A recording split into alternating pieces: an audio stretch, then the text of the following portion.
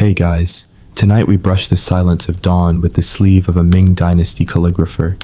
The air is cold, still damp with river mist, and the ink on your table hasn't been ground yet. It's sleeping just like most of the city. Outside, a cicada's voice tries to warm up scratchy and half-hearted like it knows it's too early to sing. Inside your studio smells faintly of sandalwood, with the ghost of last night's tea still in the cup leaves, collapsed like tiny ink-stained scrolls. You sit upright on the bamboo stool, spine straight, but not stiff, staring at the blank sheet before you. No pressure, just an ancient sheet of rice paper waiting for the first stroke, while the entire Ming Dynasty leans over your shoulder, politely not judging, but definitely watching. You probably won't survive this, to be honest. Too many brush angles, too much dust, and don't get me started on the inkstone etiquette. So before you get comfortable, take a moment to like the video and subscribe, but only if you genuinely enjoy what I do here. And let me know in the comments where you're listening from and what time it is where you are. Now dim the lights, maybe turn on a fan for that soft background hum, and let's ease into tonight's journey together. You wake before the sun because that's what scholars do. Not to show off. It's just that paper breathes differently in morning air. Cooler, more obedient. You slide the door aside and step into the courtyard, where dew glistens on moss like someone spilled powdered jade. The flagstones are slick beneath your slippers, and a few stray petals from yesterday's plum blossoms have drifted into clusters. The plum tree in the corner is still holding on branches curved like polite elbows, and its flowers drop without ceremony. They just fall. Beautifully, that's the tone for the day. Quiet, deliberate beauty without drama. You shuffle across the stone, picking up a worn broom with a bamboo handle and a head made of bundled twigs. You begin sweeping, but not quickly. This isn't about speed. This is about rhythm. Back and forth. Scritch. Pause. Scritch. The petals don't resist. They simply lift as if your broom knows their language. As you sweep, your mind begins to clear. Not empty, just arranged. Like the characters you'll later brush, everything must have its place. And the courtyard, like your thoughts, must first be cleared before anything meaningful can begin. Inside, the studio is cool and dim. The paper waits on a smooth wooden table weighed gently by polished stones shaped like turtles. You unwrap your tools. The brush, its bristles tied with red silk. The ink stick carved with dragons. The inkstone worn smooth by years of circular motion. You pour a small measure of spring water into the inkstone's shallow hollow. Then you take the ink stick and begin to grind. Circles, small, slow circles. This is not just preparation. This is a part of the practice. The ink must be coaxed into life, not forced. You grind until the water darkens, turning from gray to something deeper, like a cloud deciding it's finally ready to rain. Mainstream historical fact. In Ming Dynasty, China calligraphy wasn't just an art form. It was a discipline, a philosophy, a method of personal refinement. Scholars were judged as much by their brushwork as their essays. A single character could reveal a man's mood, his moral integrity, even his social rank. The tools, brush, ink, paper, inkstone, were called the four treasures of the study and treated with a kind of affectionate reverence. You dip your brush into the ink, just the tip. The bristles drink it slowly. You test a few strokes on scrap paper, warming up. Horizontal line, lift, vertical drop, flick. Your wrist remembers what your mind doubts. Eventually you commit to the first character. It's crooked. Of course it is. It always is. That first line is never quite right, but the second is better. By the third, your hand starts to breathe for you. The brush becomes less like a tool and more like a joint you forgot you had. Quirky or fringe tidbit. Some Ming calligraphers were said to train by writing in the air, practicing their strokes without paper for months. Others dipped their brush into water and practiced on stone tiles where the strokes would vanish as they dried. One legendary monk claimed he could write an entire sutra blindfolded, guided by the vibrations of the bamboo mat beneath him. No one asked him to prove it, of course. That would have been rude. The paper in front of you begins to fill, not quickly, but patiently. Each character stands like a guest at a quiet gathering, measured, poised, slightly introverted. You pause every so often to admire a particular stroke. Not with pride exactly, more like curiosity. Who wrote that, you think, even though it was your own hand? It's a strange thing, writing. Sometimes it feels like the brush knows more than you do, like it has access to a memory your mouth forgot. Historians still argue whether the most celebrated Ming calligraphers were truly innovating or simply repeating the past with greater elegance. Some insist they were revolutionaries pushing the form, reshaping the rules. Others claim the highest compliment was always imitation, not copying blindly, but channeling ancient masters through your own breath. What's clear is that no one wrote to impress. They wrote to align themselves with something still, something exact, something unshakable. Your hand cramps. That's normal. You pause, set the brush down, and sip the tea that's been waiting beside you this whole time. It's gone lukewarm, slightly bitter, just the way you like it. You look over your work, not judging, just observing. Some characters are too bold, others too shy. Just a few feel balanced. They feel right. Like they were meant to exist in this exact shape on this exact morning, written by this version of you sitting at this very table. The sun has risen behind you. The courtyard outside glows soft amber.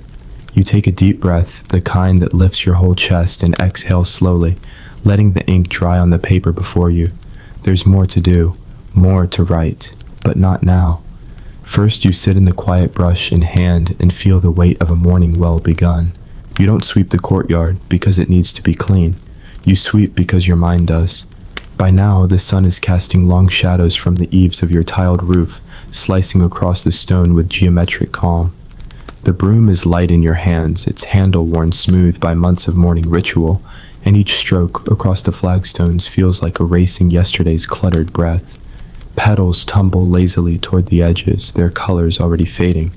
A few stubborn ones cling to the edges of puddles, water still trembling from where your sandals tapped it earlier. There's a rhythm here, one you don't break, not even to chase the bee currently investigating your ink cloth like it might be a flower. It won't find what it's looking for, but then neither do you most days, and yet you still keep brushing. Back inside the table waits with the patience of a good friend. You've already laid the paper out, flat smoothed with a careful palm and weighted by turtle-shaped stones. They don't have names, but you talk to them sometimes anyway. The ink from this morning's grinding has deepened as it sat. It's the right shade now, a quiet black with a hint of warmth in it, like the middle of a thundercloud. You stir it once gently as if waking a sleeping cat. The bristles of your brush dip in, drawing up pigment like a sigh. You're not chasing mastery today, you're chasing balance. And that means practicing characters that are boring by reputation and terrifying by design, the Noble 8. These 8 strokes dot horizontal, vertical, hook downward, left downward, right upward, and turning are the foundation of every character worth writing. And yet no one gets them right every time, especially not you. But you show up anyway. You lower your brush to the top corner of the paper and begin again. Dot, pause, line, flick. Your arm moves from the elbow, not the wrist. The brush dances, then trips, then recovers. Mainstream historical fact. The Noble 8 strokes were considered essential in calligraphy training during the Ming Dynasty, forming the skeleton of nearly all Chinese characters. Calligraphy masters would spend years, some say decades, repeating these strokes to perfection before ever attempting full poetic forms. They believed the quality of a person's character could be seen in the way they executed a simple horizontal line. A line too proud, arrogant, a line too limp, weak in spirit. Your strokes today are somewhere between bashful and vaguely hopeful. Not perfect, but polite. You try again. The horizontal one is always your favorite. It's calming like the horizon, like a breath held steady. The turning stroke still gives you grief. It feels unpredictable, like it wants to go dancing when you're aiming for a formal bow. Still, after a few sheets sacrificed to the learning gods, something begins to shift. The strokes grow lighter. You stop pressing so hard. The ink glides more than it drags. A shape you recognize as your own begins to form, not in perfection, but in pattern. Quirky tidbit. There's an old Ming superstition that if your first turning stroke of the day goes wrong, the rest of your day will feel slightly off your tea, too bitter, your brush too scratchy, your neighbor's rooster more vocal than usual. Some calligraphers would abandon entire scrolls after a bad turning, believing it cursed. Others, more optimistic, would hang the flawed paper by their bed to ward off worse mistakes. You naturally have a pile of cursed sheets doubling as shoe-drying pads. Halfway through the practice, your wrist starts to ache. You pause and stretch, rotating your hand in slow circles while flexing your fingers. Outside, a bird calls a short, crisp note, and you echo it absently with a hum. You don't think much about what the neighbors hear. They're probably humming too. Everyone in this part of the city practices something quietly in the morning. There's a cobbler 3 doors down who talks to his shoes. A widow across the alley sings to her plum tree every Thursday. You curse and coo at ink and coo. The light shifts by the time you fill another page.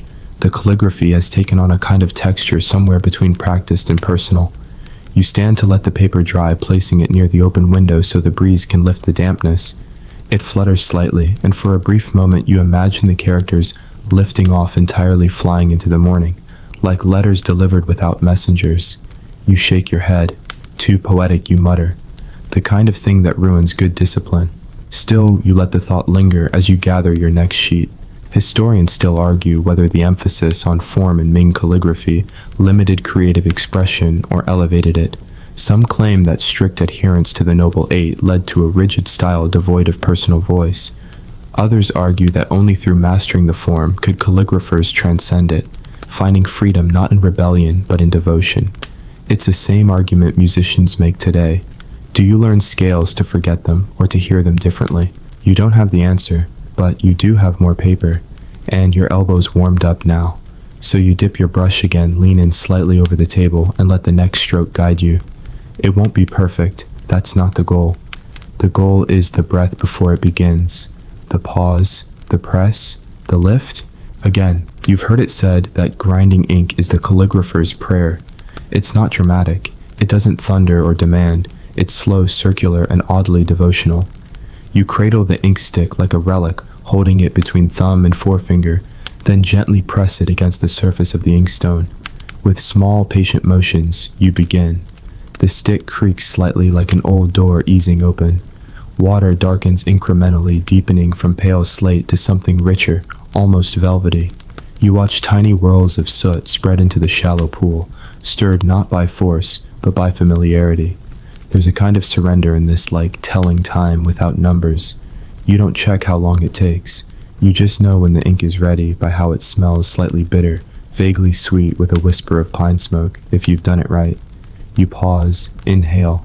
That's it. The smell of readiness. In the courtyard, a breeze stirs the wind chimes, a soft sound high and hollow, almost like laughter from far away. It reminds you that you're not alone.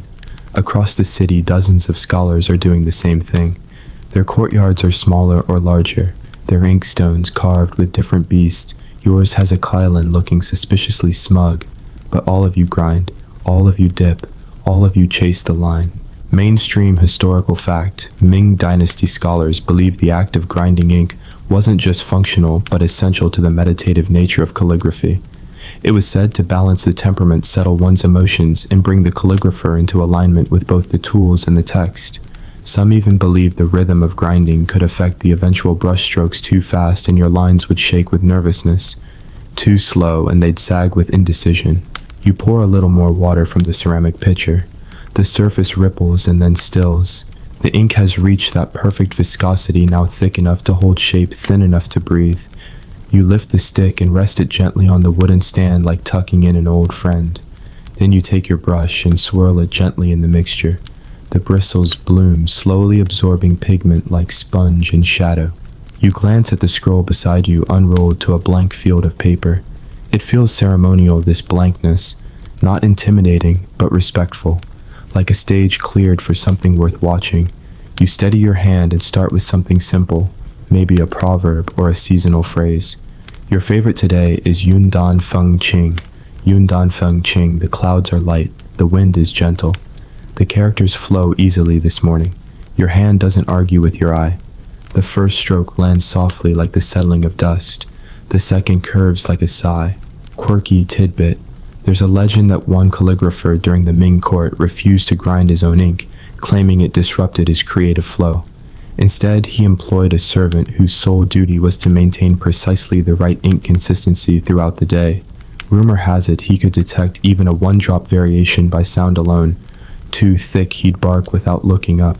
The servant eventually published his own calligraphy, which some scholars now argue had more subtlety than the master's. You lean over the scroll, adjusting your posture. The brush feels steady today, not overly ambitious, You don't force the stroke, you let it unfold. The tail of the character tapers into silence. You nod satisfied, then you rinse the brush in your water jar and start again. Another proverb, another phrase. Your breathing sinks with each line. In, stroke, out, stroke. Even when the lines curve sharply or require a sudden flick of the wrist, you stay within the rhythm. Your fingers aren't tense. Your arm moves with intention, not stiffness. Outside, a neighbor's rooster finally announces itself. You flinch a little, it always sounds closer than it is. Still, you manage not to smudge the last character. Progress. You smile and stretch your back, standing to admire your work from a different angle. The characters gleam wetly on the scroll, catching glints of sunlight like newly inked footprints. Each one holds its own little gravity. Not flawless, but true. Historians still argue whether the ink used in the Ming era was superior to that of other dynasties or merely romanticized by later collectors. Some say the soot was denser ground from rarer woods and oils, giving the ink a luster unmatched since. Others suggest it's nostalgia talking that any well-made ink handled with care can achieve similar beauty. You suspect it's less about the ink and more about the person using it. You return to the inkstone and swirl the brush one more time. The circle it traces looks like a moon inside the stone. You think about how many moons have passed since you first learned to hold a brush. You remember, your teacher's voice steady and precise. Do not rush. The ink will not run from you. And he was right. It never does. The morning is advancing now, and light pools across the studio in buttery sheets. You can hear the first carts rolling down the street, their wheels crunching gravel. The scent of ink still clings to your fingertips, earthy, honest, quietly assertive. You set your brush on its rest and unroll a fresh sheet. There's no need to hurry, you've already written more than enough. But the ink is perfect, and you're still breathing in rhythm with the brush. So once more, just one more stroke. It starts with a shrug of the sleeve. You roll the fabric back, careful not to crease it too much, revealing the lower half of your forearm. The cotton is soft with wear, slightly ink-stained despite your best efforts. There's no point in resisting it anymore. Even your nicest robes have ink freckles now. You adjust your posture on the stool, letting your shoulders settle down, elbow poised just above the table. The brush newly dipped hovers over the paper. Not yet. You're not quite ready. You take one more breath deep and quiet, and then the line begins. The first stroke always feels like stepping onto ice. Just enough resistance to remind you you're not in charge. Your elbow leads wrist loose, fingers responsive. The brush bends slightly, then lifts. It's a vertical line, but the movement is more like a question mark asking itself whether it belongs on this page. You flick your eyes upward at the drying scrolls around you. Some lean slightly, some are crisp with confidence, and some, let's be honest, are mostly just enthusiastic mistakes. Still, they're yours. Mainstream historical fact, Ming Dynasty calligraphers were trained to write with movement, originating from the elbow rather than just the wrist. This technique wasn't just about ergonomics, it was believed to imbue each stroke with fluidity, strength, and breath. The entire upper body engaged in the creation of a character, making writing not a static task but a dynamic performance. This embodied approach mirrored philosophies of chi vital energy, suggesting that each line captured not just thought, but spirit. You try a horizontal now. It's trickier than it looks. The brush tip must stay steady, neither pressing too hard nor floating too high. Too heavy and it pools clumsily. Too light and the line disappears before it finishes. Your third stroke is a curve, a turning line that loops slightly at the end, the calligrapher's version of raising an eyebrow mid-sentence. You smile at that. Sometimes these strokes feel like punctuation in a conversation you're having with your quieter self. The room is still except for the faint scrape of the brush against paper. A sparrow flits past the open window, its shadow dancing across your work for a heartbeat. You pause, not because the bird distracts you, but because your hand needs rest. Calligraphy isn't about endurance. It's about precision in small bursts like archery or chopping scallions with frightening elegance. You shake out your wrist and reach for your tea, still warm, slightly oversteeped. You drink it anyway. Quirky tidbit. Some calligraphers in the Ming era trained their elbows for brush control by balancing shallow bowls of water while practicing strokes in the air. The goal was to complete an entire scroll-length routine without spilling a drop. It wasn't uncommon to hear a splash followed by a groan and a very soggy sleeve. You've never tried that, of course. You prefer your spills to involve less laundry. Refreshed, you dip your brush again and switch papers. This time, you decide to copy a classic, a short poem, attributed to a recluse who allegedly lived on tea, dried persimmons, and pure resentment toward bureaucracy. His brushwork is sharp and angular, full of tension and tiny rebellions. You mimic the strokes as best you can, but your hand is rounder, more forgiving. It softens the edges of his indignation. Still, some of the sharpness sticks, especially in the third line where your flick lands with more bite than expected. You let it stand, the paper wanted it. Historians still argue whether calligraphers who copied ancient poems did so out of reverence routine or a quiet bid for immortality. Was it repetition that kept the text alive, or the desire to be remembered as a vessel for it? Some claim the act was purely devotional. Others whisper it was strategic copying revered poets let lesser-known scribes bask in their reflected legacy. Whatever the motive, the act survives. And now here you are, replicating a grudge poem from a mountain-dwelling curmudgeon with unexpectedly elegant rage. Your brush is starting to splay, not ruined, just tired. You rinse it carefully in your water bowl, letting the dark ink dissolve in slow spirals. The bristles come back together with gentle coaxing like the petals of a flower closing for sleep. You pat the excess moisture out with a clean cloth and hang the brush to dry. From the rack, another weight's thinner, more flexible, better for fine strokes. You swap them out and return to the paper where the last poem now dries in soft crinkles. The light in the room is brighter now. A sliver of sunlight climbs the far wall, catching the sheen of the scrolls you've finished. Each one a record not of mastery, but of the moment you wrote them. That one from Tuesday where your wrist ached halfway through. The one from last week with the tea stain in the margin. And the one where you finally got the last character just exactly right. You glance at today's sheet, too soon to judge.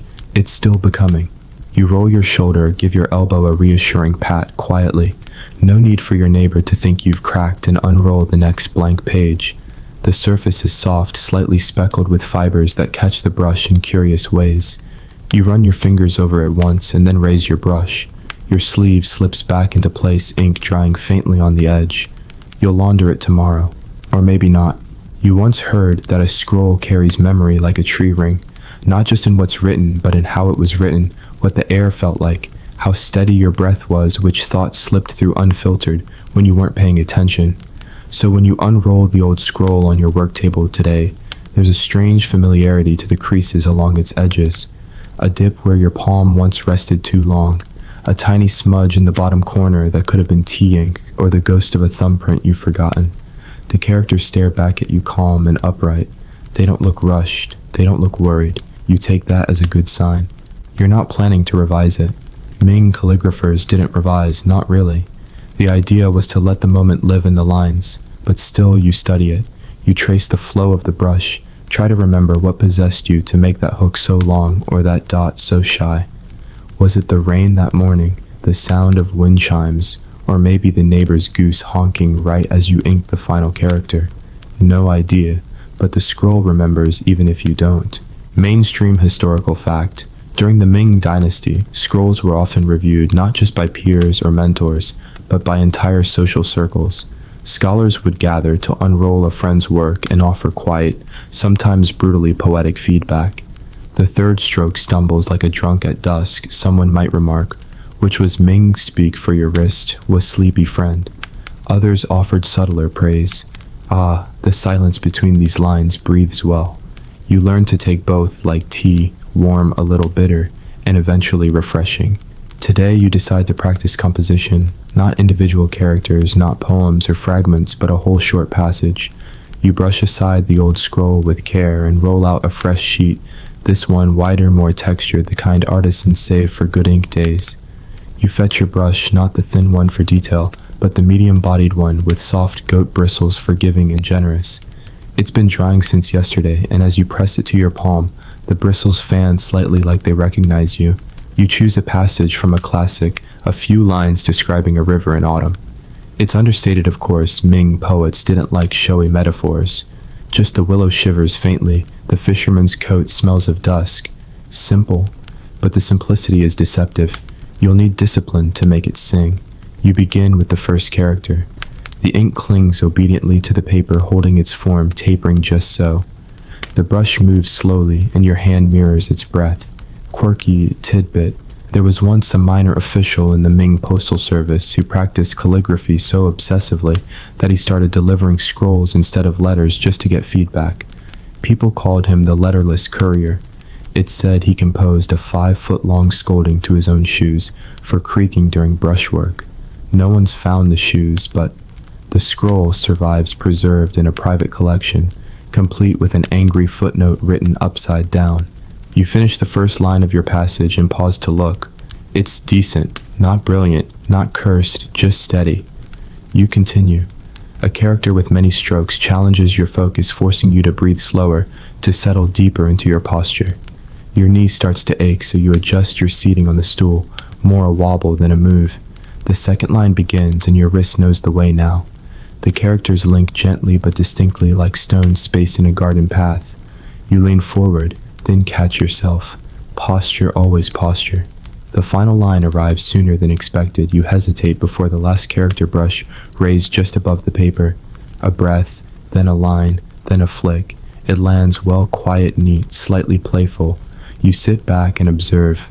Not bad. The scroll reads as one thought unbroken. The flow is gentle, reflective, like the river it describes. Historians still argue whether Ming Dynasty calligraphy was meant more as self-cultivation or subtle communication. Some argue that each scroll was a mirror, calligraphers reading themselves in their strokes, finding answers in the angles. Others suggest it was code, a personal language meant to whisper through generations. Perhaps both are true. You like to think that when you write, you're both confessing and listening. One hand speaks, the other holds the paper still. The ink is drying now. You tilt the paper gently to catch the light, make sure no pools remain that could bleed. Satisfied, you set the scroll on a wooden rest by the window beside the others. From this angle, the studio is a small museum of mornings. Each scroll carries not only ink, but decisions. Where you pressed too soon, where you hesitated too long. The breeze from the window turns one edge, slightly lifting a corner like a curtain. You take it as a nod. It's past midday now. You rise slowly, knees creaking like furniture, and stretch your arms above your head. The sleeves fall back, revealing a wrist dotted with faint ink stains. You smile at them. They'll be gone by tonight's bath. Or maybe not. Some memories cling harder than others. Before you step out for lunch, you look once more at the desk. The tools wait patiently, brushes, rinsed inkstone, clean scroll, resting like a sigh. You nod to the room, and quietly it nods back. The sun finds your shoulders as you step outside. The courtyard has warmed since morning, its stones radiating a drowsy heat that seeps through your soles and makes you walk slower without realizing. You pause beside the mossy wall, hand resting on the rim of a cracked ceramic pot. A small plum tree grows there, thin, deliberate, a study in patience. Its blossoms are late this year, but a few tight buds press forward, stubborn as ink stains. You find yourself nodding at it like an old acquaintance. Almost there, you whisper, maybe to the tree, maybe to yourself. The kitchen is quiet, which is either a sign of efficiency or disaster. You lift the lid on the rice pot and are relieved to find it merely average. The tea, reheated from the morning, is bold enough to slap your tongue. You drink it anyway. You munch on leftover turnip cakes from yesterday's market stall, still decent when dipped in soy if you ignore the slightly questionable crunch. As you chew, you stare across the courtyard at your workroom door. It's cracked open just a finger's width, like it's watching you. Mainstream historical fact, Ming Dynasty. Scholars often structured their days around the rhythm of writing and reflection, pausing between long sessions of calligraphy, not for leisure, but for clarity. Meals were simple, often taken in silence, and the midday break was considered a time to absorb not just nutrients, but thought. To eat without distraction was in itself part of the calligrapher's training. Digestion, it was believed, wasn't just for food, it helped settle ideas too. You finish your meal and brush the crumbs from your sleeves, not that the birds care. One has perched on the edge of the well, eyeing you, like it knows about your poor posture and questionable character spacing. You tip your head at it. Judging doesn't suit you, you mutter. It flutters off, probably to file a complaint. Back inside the room, smells of ink and afternoon, something deeper than morning's crispness, a scent that makes you think of summer rain on paper lanterns. You slide a new scroll into place. This one is a commission. You promised a local herbalist a copy of a healing verse to hang in her front room. She offered to pay in chrysanthemum wine, and you didn't even pretend to haggle. Some trades don't need words. The verse is short, just 5 lines, but each character is packed with flourishes. You trace them in the air before you begin rehearsing the curves and hooks with your fingertip. These aren't the tight utilitarian characters of bureaucratic reports, they're fluid, dreamy, almost musical. The kind of calligraphy that requires a certain looseness of the wrist and a very specific kind of tea-induced optimism. Quirky, tidbit. One legendary calligrapher was said to always write his most graceful characters after eating exactly 3 slices of ginger and listening to a frog croak from across a pond. If either the ginger or the frog was missing, he refused to lift his brush. His neighbors spent years trying to lure frogs closer, hoping to see him in action.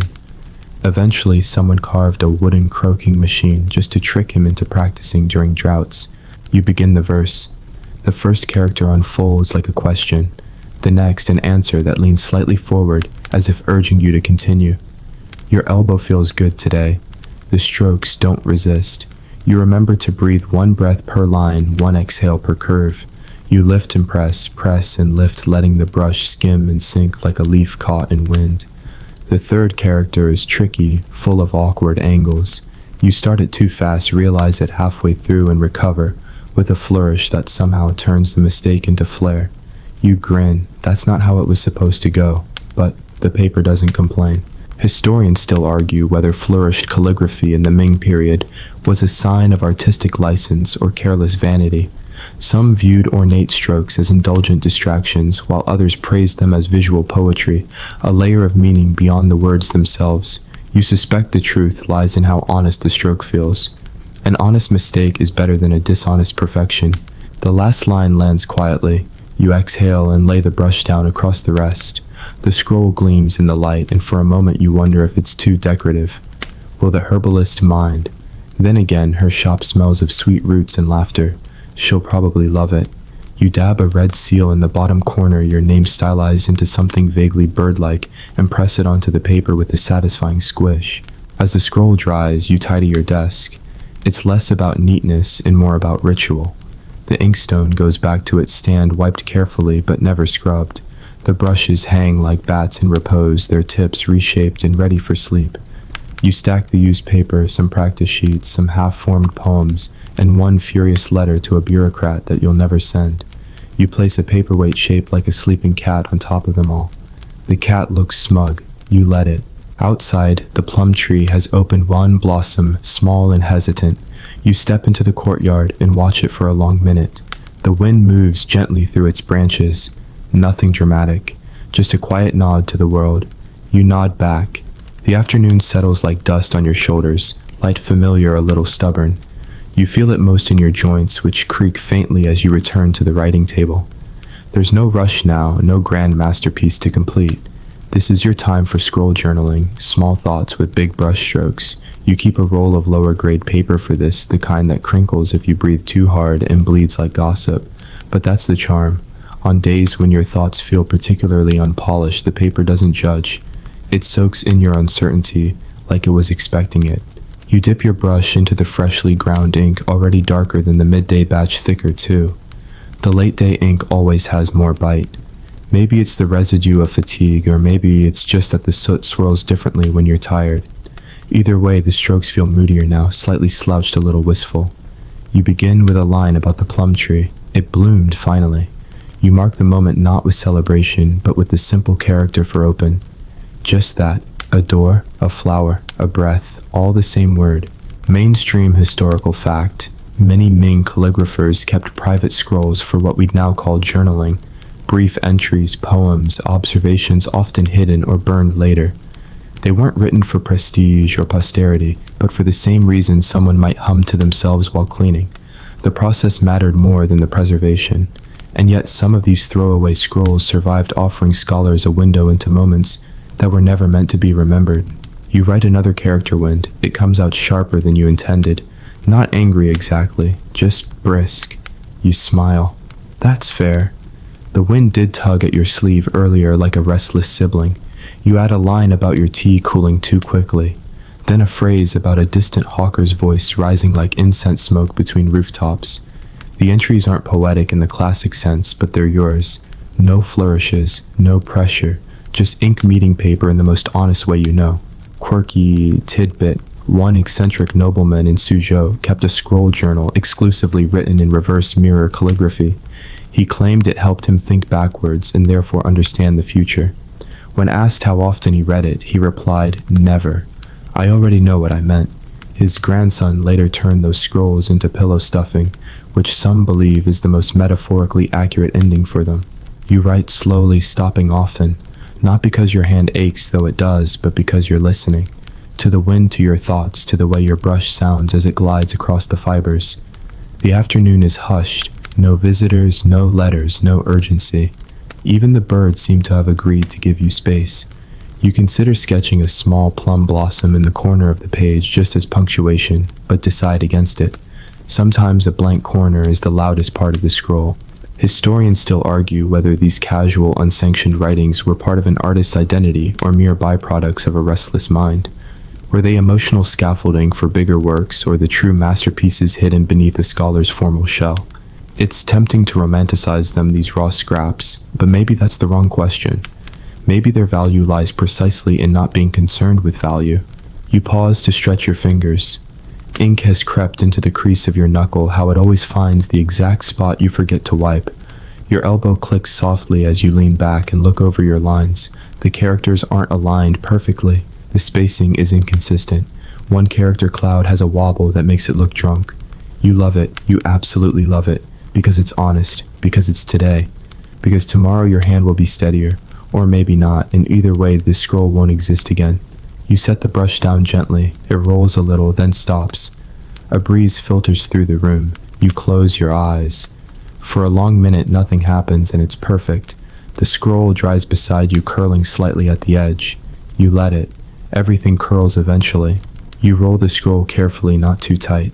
You'll tuck it into the drawer with the others. Not cataloged, not titled, just there. Waiting for someone, maybe you, maybe not, to stumble upon it on a rainy day. And maybe, just maybe, they'll smile at that one wonky cloud. You rise slowly and open the window wider. The sky is starting to shift that golden wash before twilight, where every roof tile and tree branch looks slightly more cinematic than it deserves. You take it in. One deep breath. Then you turn back to the room, brush still damp paper nearly gone, and think to yourself, maybe just one more scroll before dinner. You reach for the smaller brush this time, the one with the squirrel hair, bristles that everyone says is too soft for proper work, but you've always liked the way it lets the ink whisper instead of shout. It's evening now, or close enough. The light pouring in from the western windows has gone syrupy, casting long shadows across your workspace. You light a small oil lamp, its wick sputtering for a breath before settling into a low, steady glow. The lamp smells faintly of sesame, which isn't ideal, but you've gotten used to it. Some things are better than darkness, even if they make you slightly hungry. You're not preparing to write anything serious, not tonight. Tonight is for practicing radicals, just the little pieces of characters, the strokes that build other strokes. It sounds dull, and maybe it is, but it's the kind of dull that settles the mind, like arranging buttons by color or watching steam rise off porridge. So you begin dots, lines, hooks. They flow one after another in rows across the page, neat but unhurried.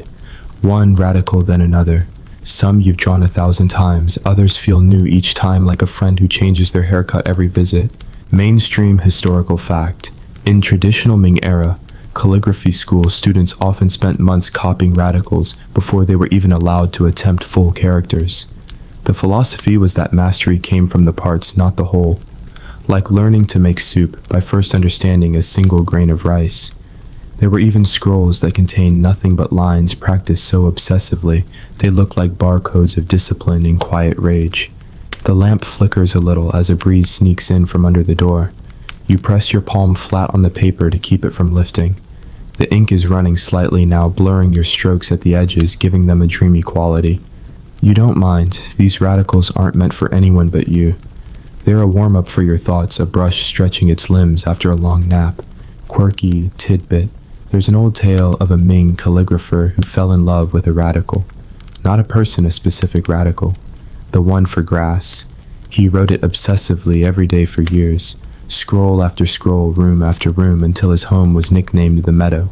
When asked why, he simply replied, "It keeps growing."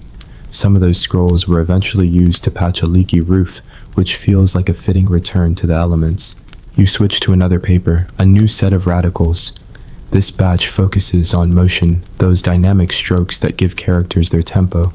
A flick like a fishtail, a hook like the curl of a vine, a slash like the sound of rain against bamboo.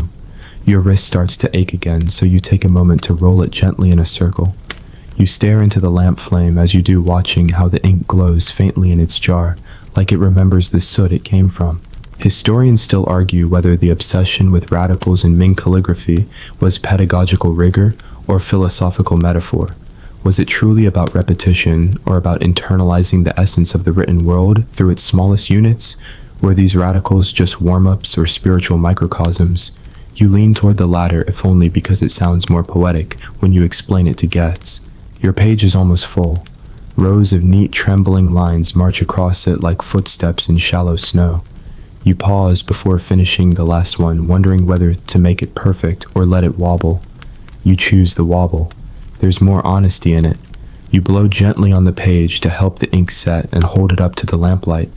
It's nothing anyone would frame, but it's more than practice. It's a trace of time, a map of exactly where your hand was tonight. Outside, you hear the muffled thud of a neighbor closing a shutter, dishes being stacked, the faint creak of a gate. You've spent so many nights like this that the noises have become part of the ink themselves, absorbed into the paper, like scent into cloth. You smile and roll up the page, carefully setting it aside on a small stack that's beginning to lean. You place a smooth river stone on top. It doesn't match anything else in the room, but you like how it feels against your palm's solid, quiet present. You stretch again, then glance toward your tiny shelf of scrolls waiting for repair. Some are torn, others faded. One has a corner chewed off by a beetle who clearly had strong opinions about your poetry. You pick it up, study the damage, and chuckle. Maybe it was an illiterate beetle, or a very picky one. You don't fix it tonight. Just smooth the edges, whisper a promise to return later, and set it back. The ink is dry, the lamp is low, the brush hangs quiet. Your fingers smell of soot and paper. You press your palms together for a moment and bow slightly to the desk, not out of superstition, just gratitude. The kind that arrives not with trumpets, but with a warm shoulder and a crick in your neck that says, yes, that was time well spent. Night settles with the softness of worn silk, folding itself over the tiled roofs and lantern-lit alleys like a thick wool blanket drawn slowly up the spine of the city. The stars are not fully out yet, but their breath begins to dust the sky cool and weightless. You step outside for a moment to feel it, the shift, the quiet.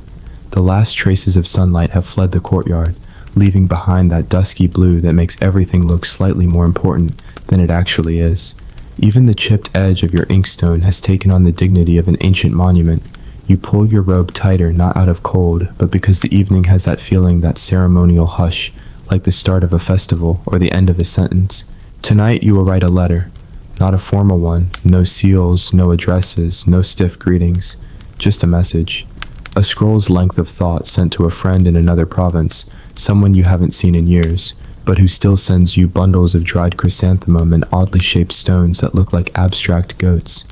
The two of you once studied together in Hangzhou, arguing over whose brushstroke had more soul, as if you could measure sincerity in drops of ink. You lost touch when he took a post by the river, and you chose a quieter life among ink and plum trees, but you've always meant to write.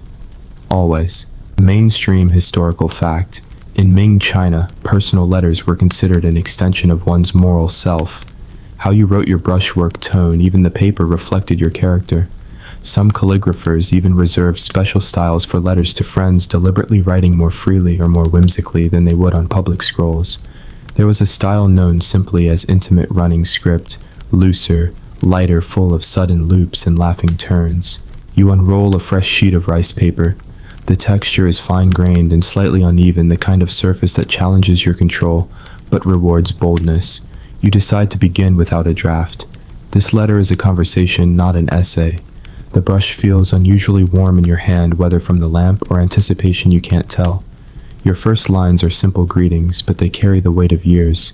You joke about the stubborn plum tree finally in bloom, complain about your elbow, and casually insult the frog that's taken up residence near your well.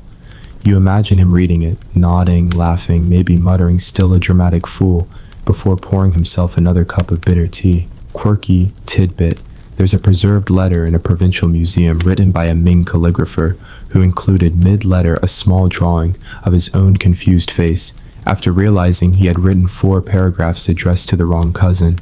Instead of starting over, he simply crossed out the name, wrote close enough, and continued. The letter is now considered a masterpiece of spontaneous ink humor. Your lines grow more fluid as the letter goes on. You drift into a story about a traveling monk who stopped by your courtyard last week and complimented your handwriting with such exaggerated grace that you were sure he wanted something. Turned out, he just needed directions to the latrine. You write that detail twice just to make sure your friend believes it. Then you pause, tap the brush against the inkstone, and let your thoughts shift. The letter turns gentle. You ask how he's really been, whether the river still sings in the mornings, whether his ink still runs dark after the rain. You ask about his health, his poetry, the dog he used to scold in 5 different dialects. The tone changes, less performative, more quiet. The brush strokes flatten, slightly steady and plain. You write not for flourish now, but for truth. Historians still argue whether calligraphic letters should be viewed as art or artifact. Were they aesthetic expressions or functional documents? Museums mount them like paintings, but some scholars argue that context matters more than curve. A joke written to a friend loses its flavor behind glass. You imagine your own letter years from now studied by strangers trying to decipher what ink frog meant. Let them wonder. You reach the end of the scroll and hesitate. No closing flourish, just a final line. Write back if the wind permits. You dab your seal into red ink, press it beside your name, and let the scroll rest. You'll send it with the next courier. He'll complain about the extra weight as always. You'll bribe him with sweet buns as always. The system works. As the letter dries, you pour yourself a final cup of tea. It's lukewarm now, but comforting. You sip and stare into the darkness outside, wondering how far your words will travel before they're unrolled again. Whether he'll smile at the crooked parts, whether he'll see the joke before the sadness. You hope so. The night deepens. The stars grow bolder. A breeze rustles the edge of the scroll like a whisper of wings. You gather your tools one last time, roll up the letter, and place it in the lacquered box, reserved for things that are still becoming something. It joins a few other scrolls, recipes, dreams, half-written poems. You close the lid gently. It's late now. The brush is clean, the lamp nearly dry. You rise, stretch, and let the silence wrap around your shoulders like a final sentence. The day has folded itself neatly, no drama, no creases left behind. Just ink paper and the lingering presence of someone thinking of someone else. The stillness of late night comes differently than the hush of evening. Evening carries the sounds of people winding down doors, sliding shut, slippers on stone pots being scrubbed just out of sight.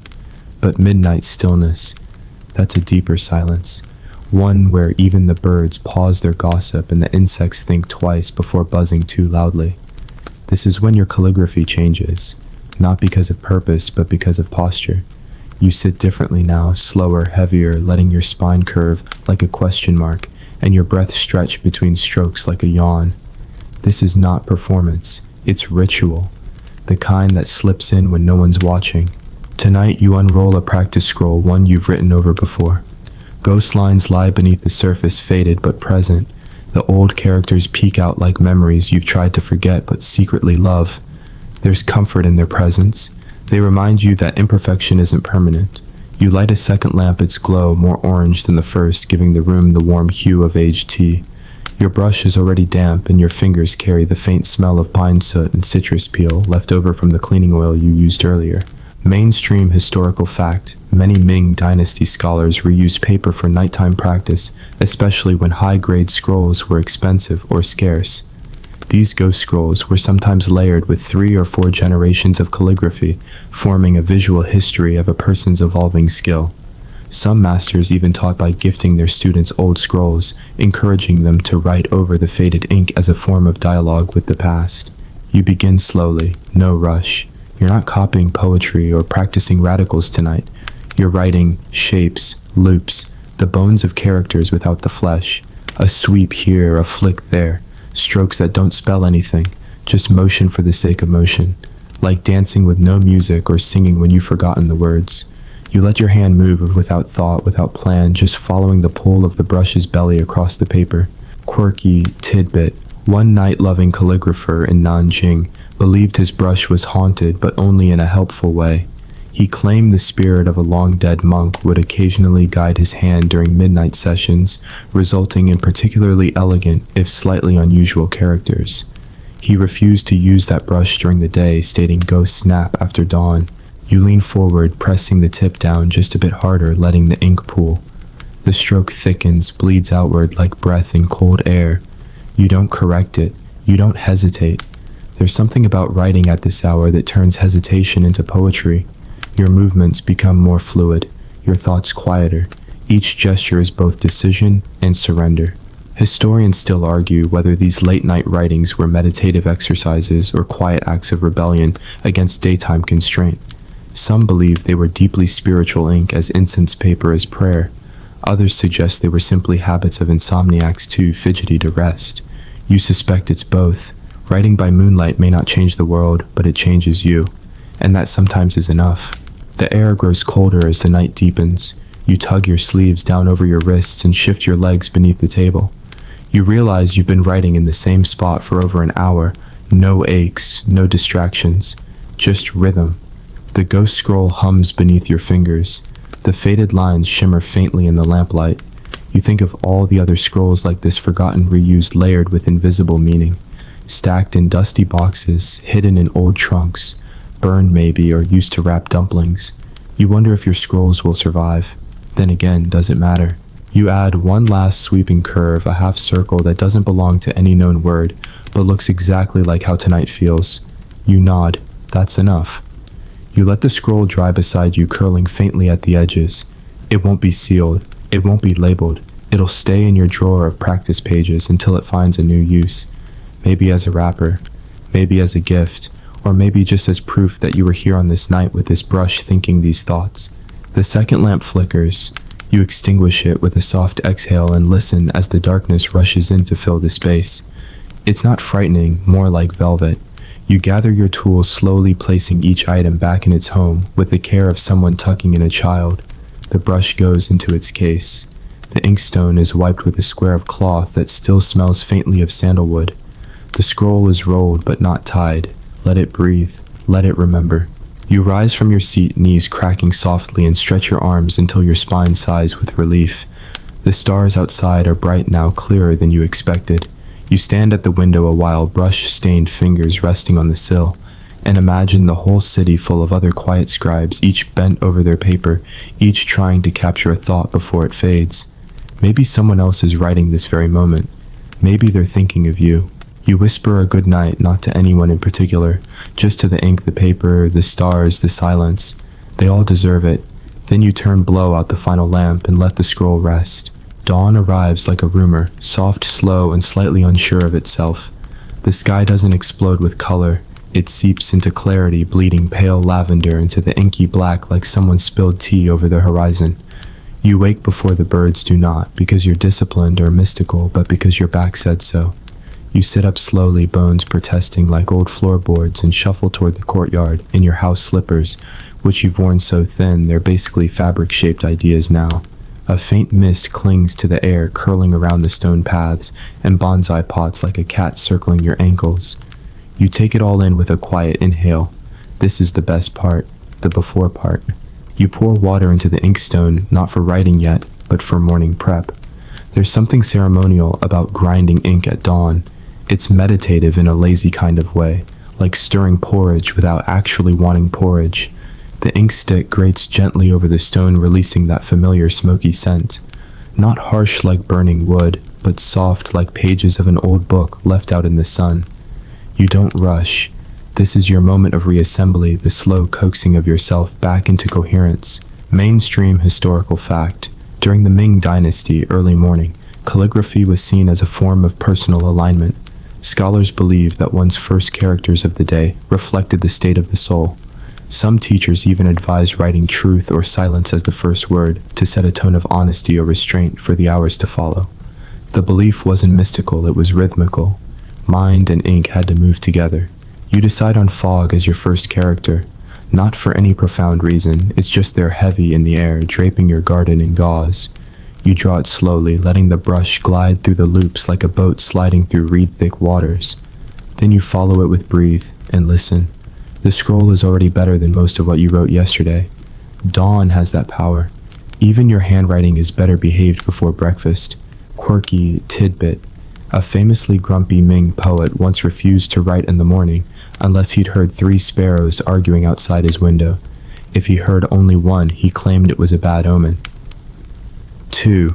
He said it meant they were in love and would ignore him. But 3. That meant mischief and inspiration.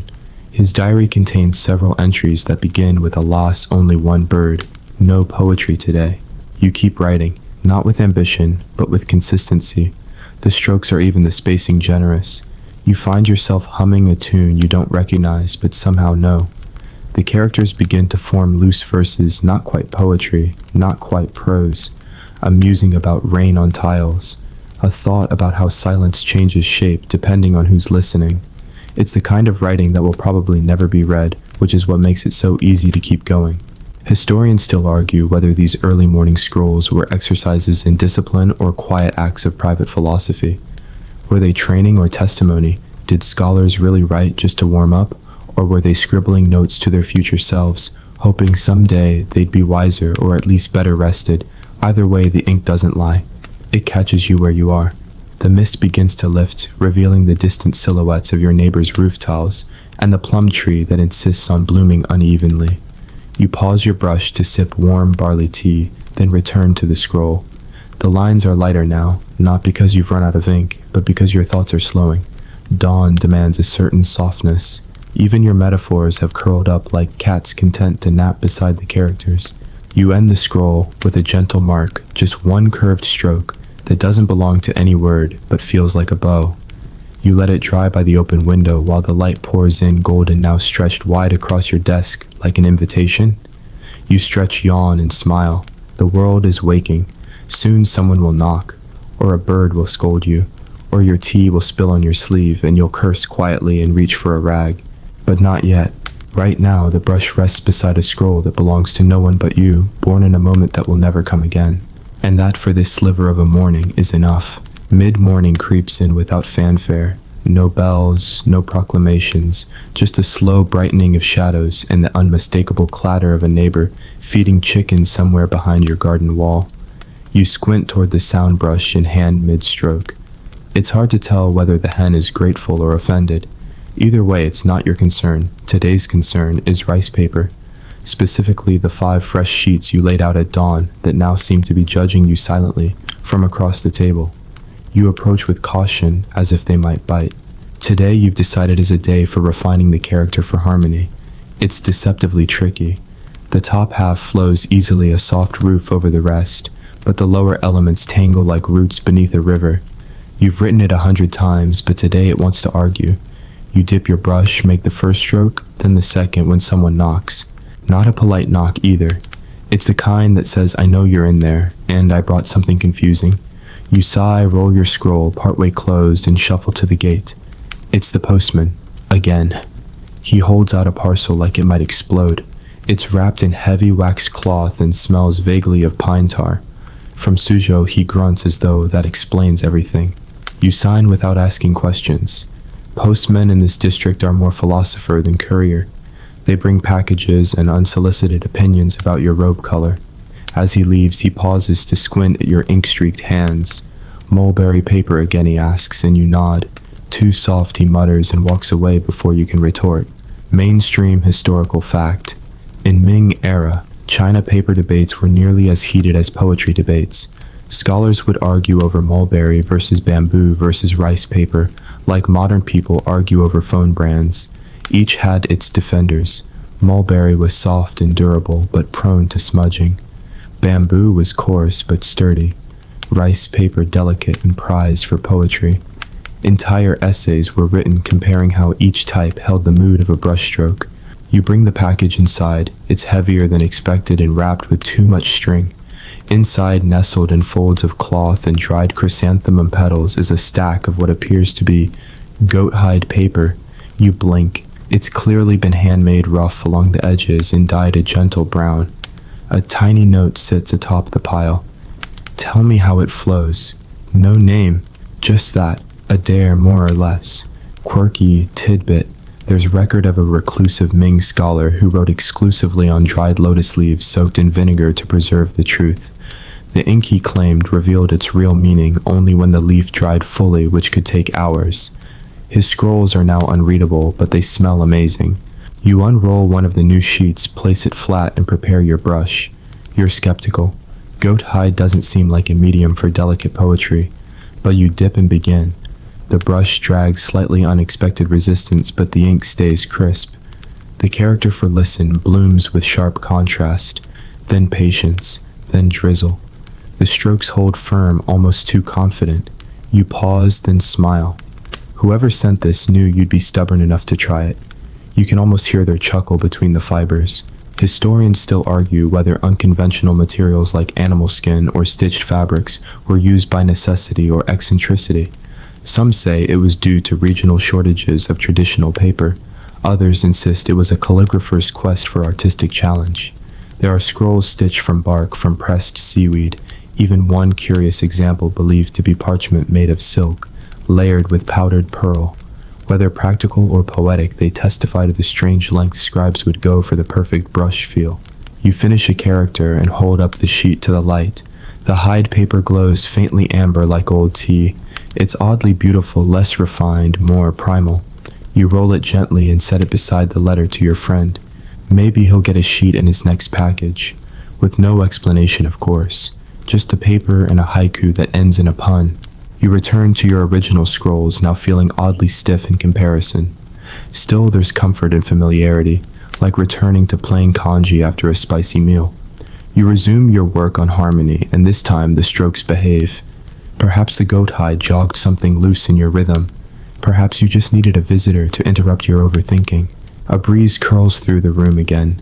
You let it lift the edges of your finished work. There's a peace in this moment, half-written characters, the weight of new materials, and the faint laughter of a postman echoing in your mind. You consider writing him a thank you letter, but he'd probably critique your seal placement. Maybe better to send dumplings. The ink dries, the scrolls settle, the day rolls on. The light has shifted again, and with it, the quiet rhythm of the day begins its soft retreat. You glance down at your sleeve and sigh, not the dramatic sigh of existential dread, but the weary exhale of someone who's just noticed a large ink-drenched blot where their elbow had been resting for an hour. The robe is ruined. Again. That makes 4 in the past season alone. The others hang like defeated flags behind your door, each bearing abstract Rorschach patterns of jet black and charcoal gray that no one would ever call artistic except maybe a drunk monk with a fondness for minimalism. You run your fingers over the new stain. It has soaked into the inner lining, traveling like a lazy river across the silk. There's no point in scrubbing. Ink, after all, is a clingy substance emotionally needy, determined to stay. You peel the robe off and toss it onto the heap, slipping instead into your ink robe, the one already so blotched and patchworked with past mistakes that it now resembles a particularly uncooperative night sky. You don't mind. There's a strange dignity in it, like the apron of a well-worn chef, or the tunic of a potter whose clay stains chart the evolution of 1,000 bowls. Mainstream historical fact. In Ming Dynasty, scholarly culture ink-stained garments weren't always considered sloppy. Among peers, they could serve as quiet proof of dedication, visible signs that one had been working long hours with brush in hand. Young students sometimes stained their sleeves on purpose, hoping to appear more serious or diligent in front of teachers or visiting scholars. There were even embroidered silk robes designed to mimic the look of ink drip's high fashion, disguised as humble labor. You tug the sash tight and glance at your reflection in the water basin. Ink trails smudge your cheek like war paint for introverts. You shrug. Who are you trying to impress? The neighbor's goat, the one that chews on bamboo and looks deeply unimpressed by everything.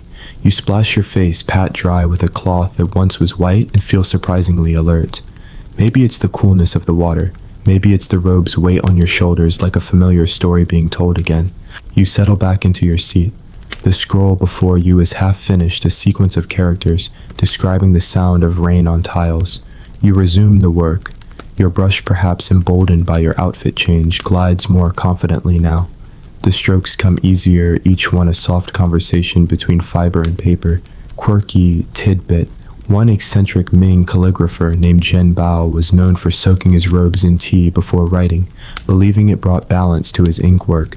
Unfortunately, the aroma of old tea attracted beetles, and Zhen's studio had to be fumigated annually with bundles of burning ginkgo leaves. His scrolls, however, smelled delightful for decades. As you write, the wind shifts again. A faint clatter outside draws your attention. You step into the courtyard, still holding the brush. A fallen roof tile lies near the bamboo fence, displaced by the playful antics of a local cat, or perhaps a particularly judgmental squirrel. You bend to pick it up, and as you straighten your robe, flutters around you a silhouette inked by time and habit. A monk passing by nods respectfully, as if mistaking you for someone wiser than you feel. You nod back and return indoors, smiling faintly at the misunderstanding. Historians still argue whether ink-stained robes were intentional or merely tolerated. Some point to portraits of pristine scholars as evidence of elite cleanliness. Others argue that daily-use robes, the kind never painted or preserved, that were invariably messy tools as much as garments. A robe, after all, wasn't made to impress a scroll. It was made to keep you warm while you ruined it. You hang the ink robe by the door for now, swapping back into a lighter tunic. You'll wash your hands, not because you mind the stains, but because the feel of dried ink between your fingers makes you itch in a way that suggests poetic suffering, but delivers only irritation. The basin water is cool again. You notice a speck of soot floating on the surface, a tiny ink constellation adrift in your personal sky. Later, perhaps you'll draft a letter to your cousin, the one who once spilled ink down the back of your neck during a calligraphy contest and claimed it was an artistic blessing. You haven't spoken in years, but ink-stained memories last longer than apologies. Maybe now is a good time to send one. Not a scroll, just a small folded sheet, a single character perhaps, something simple like remember or still. The robe dries slowly by the window. Its blotches shimmer faintly in the shifting light, as if they might start telling stories if you stare long enough. And maybe they will one day, but for now they rest like you do in a house that smells of ink, tea, and time. The knock on the courtyard gate is gentler this time, an almost tentative tap-tap, like someone unsure whether you're asleep deep in thought or halfway through brushing the tail of a particularly tricky character. You pause mid-sentence, literally the word for drift, hanging incomplete on the scroll, and rise with a creak in your knees. You stretch once, twice, then pad barefoot to the gate and slide it open to find your old friend Jian standing there with a grin, a slightly crumpled poem tucked under one arm and a small basket of peaches swinging from the other. "Didn't want to interrupt," he says, as if he hasn't done exactly that, but the peaches insisted. You raise an eyebrow. He grins wider. They said you looked vitamin deprived. You let him in with the same shrugging grace you reserve for cats who invite themselves onto your scrolls. Yun has been many things in his life: a tax clerk, a wandering poet, briefly a very bad fisherman, but most notably he's always been a terrible liar. He came for the poem, not the peaches. Still, you accept both. He sets the basket on your writing table, nose wrinkling at the still wet characters drying in the corner.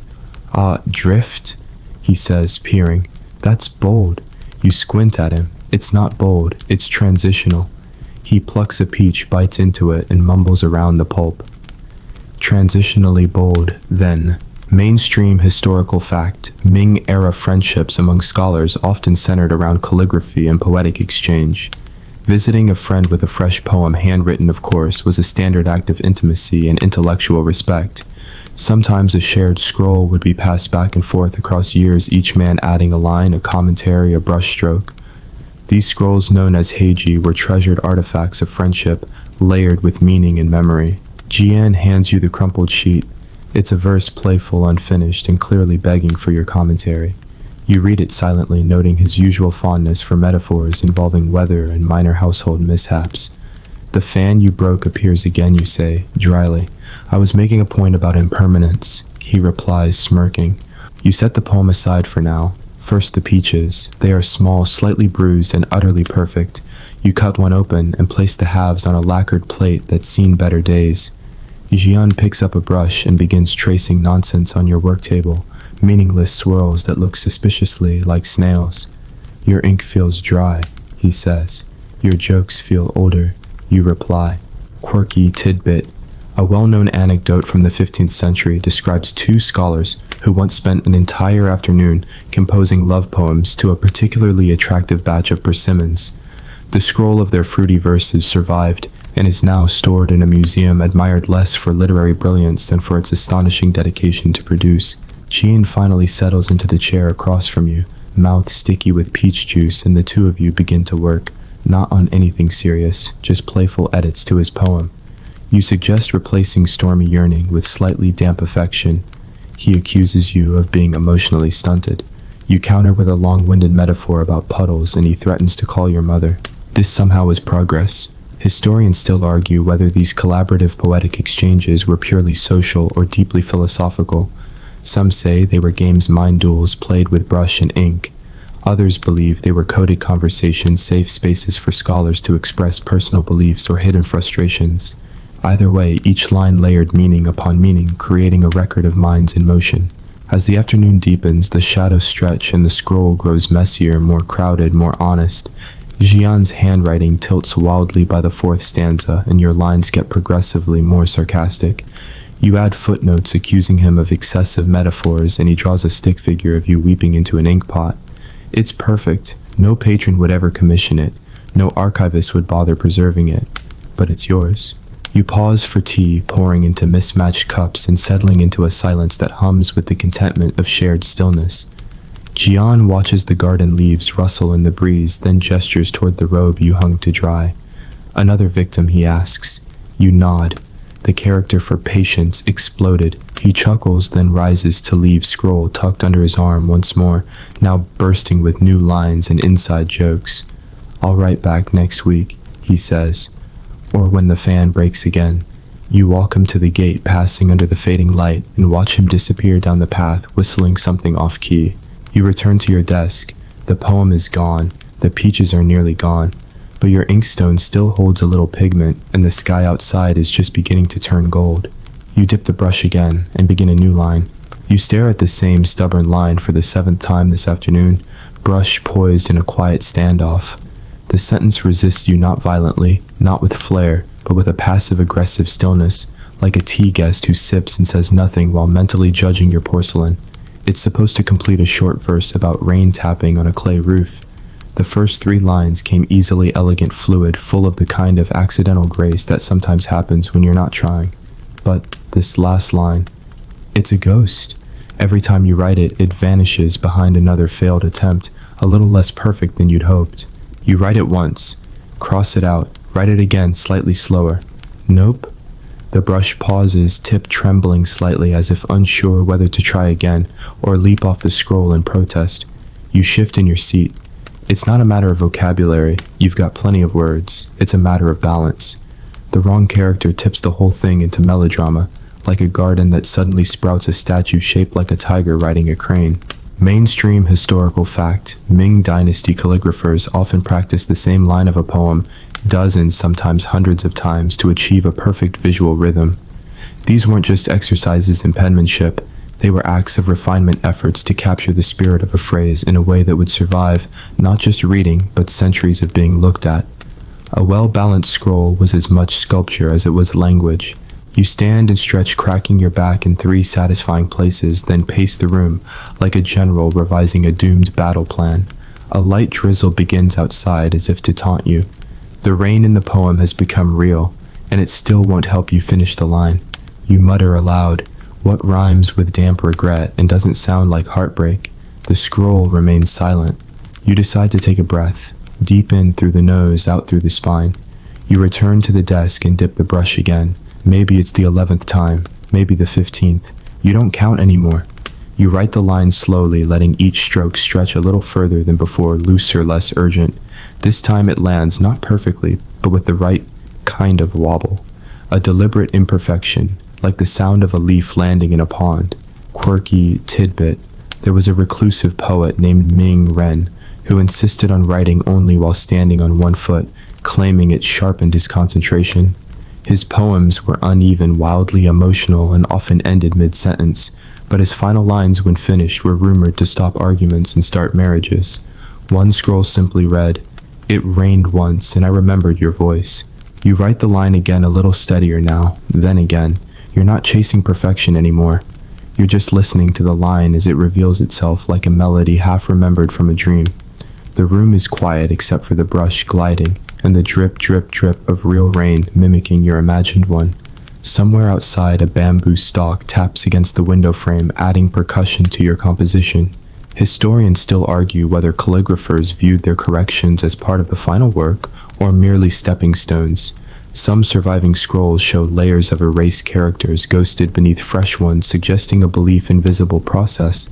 Others are spotless immaculate, implying ruthless revision or start-to-finish mastery.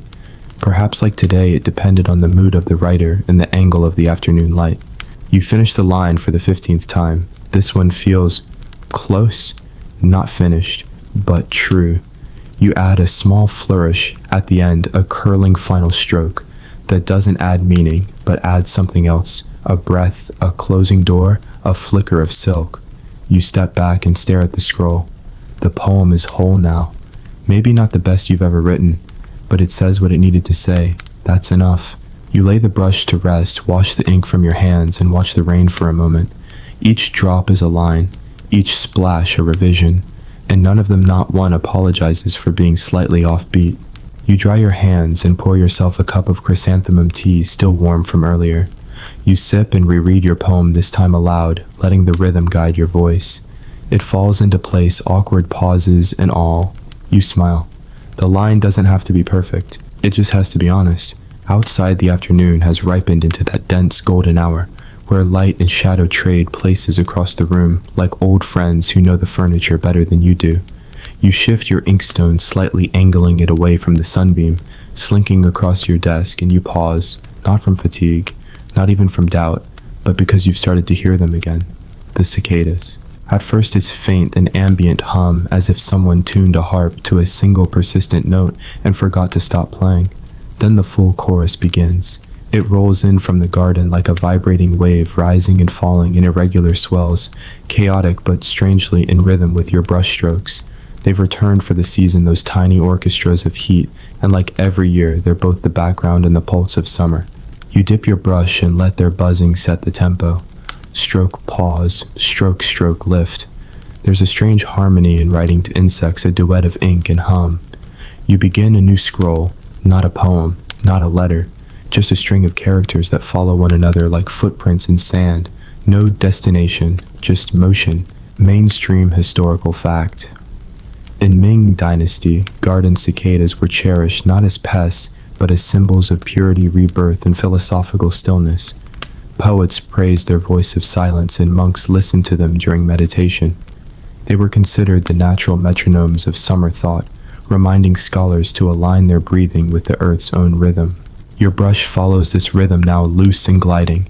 The characters grow stranger, less structured words like flicker evaporate, lingering until they dissolve altogether into abstract strokes. You're not writing language anymore. You're transcribing weather. Each mark feels like a breath from the garden, curved and cracked, as delicate as sunburnt petals. Quirky tidbit. There was once a scholar in Hangzhou who claimed he could identify individual cicadas by pitch. He named them after former emperors, assigned each one a personality, and composed dialogues between them in calligraphy. One surviving scroll features a debate between Emperor Zhu Yuanzhang and Cicada of the Western Wall about the morality of loud chirping near bedtime. You pause to sip tea and glance out at the garden. A bamboo stalk sways, leaves ticking against each other like brushed silk. Somewhere beyond the wall, a vendor's bell rings once too far away to be relevant, too soft to be ignored. You close your eyes briefly and breathe with the cicadas. Inhale during the swell. Exhale in the silence between choruses. It feels ceremonial. Not sacred exactly, but necessary. You've written in noise before the clatter of shoes on wet stone, the hiss of boiling ink, the awkward coughs of guests who forget to whisper. But this insect-sung interval is different. It doesn't interrupt. It partners. Historians still argue whether calligraphers preferred silence or ambient sound. Some ancient studios were built beside running streams or placed deliberately beneath trellises filled with chirping insects. Others were sealed, padded, designed for echo-free solitude. The debate continues. Is mastery born from the absence of distraction or the mastery of it? You begin another scroll, this one narrower, an old scrap you had saved for someday. You write a single word, listen, you pause. Then another, stillness. You smile, remembering a conversation you once had with a tutor who claimed the best calligraphy isn't read. It's felt in the bones of the viewer like a drumbeat on a temple floor. The scroll unfurls slowly as the breeze lifts its edges. A stray cicada lands on your windowsill and vibrates with comedic violence, legs flicking like an over-caffeinated marionette. You nod to it solemnly. Good tempo, you whisper. It zips off unimpressed. You continue writing until the light fades just enough that ink and shadow begin to merge. The page is warm beneath your fingers, soft like skin. The characters shimmer faintly kissed by gold. And still the cicadas sing.